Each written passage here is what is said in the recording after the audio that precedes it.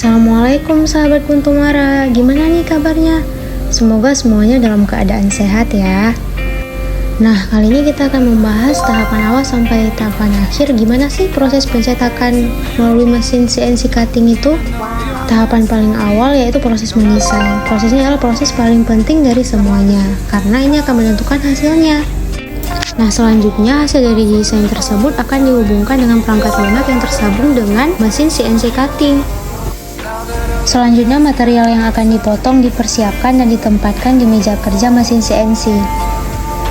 Ini bisa berupa logam, kayu, plastik, atau bahan lainnya. Mesin CNC dilengkapi dengan alat potong yang sesuai dengan jenis material yang akan dipotong.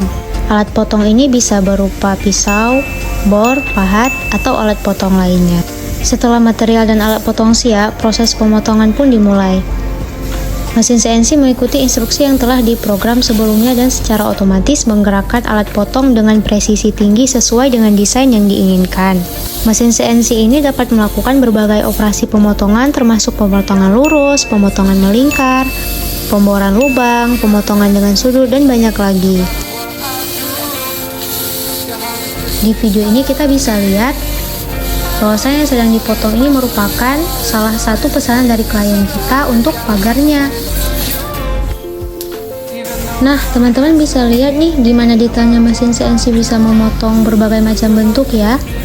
Dari bentuk petak, bulat, bahkan penggabungan dari beberapa bentuk yang lumayan detail.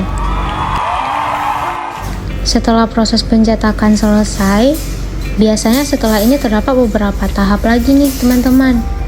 Di antaranya ada tahap tambahan seperti pengamplasan, penghalusan, atau penyelesaian permukaan untuk mendapatkan hasil akhir yang lebih baik. Nah, sahabat Kuntumara, ini merupakan salah satu tahapan setelah proses pencetakan, yaitu tahap pengelasan. Tahap ini dilakukan untuk menggabungkan beberapa plat yang telah dicetak. Bisa 2 plat atau 3 plat yang telah dicetak tadi.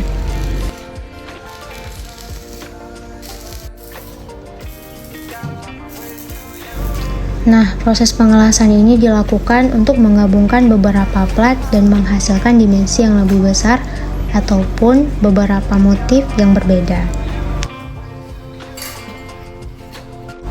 Nah, teman-teman, ini merupakan hasil akhir dari semua proses yang telah kita lihat tadi. Nah, untuk hari ini sekian dulu ya sahabat Kuntumara. Insya Allah nanti kita akan berjumpa lagi dengan edukasi-edukasi lainnya dan bisa berbagi informasi kepada kawan-kawan sekalian. Assalamualaikum warahmatullahi wabarakatuh.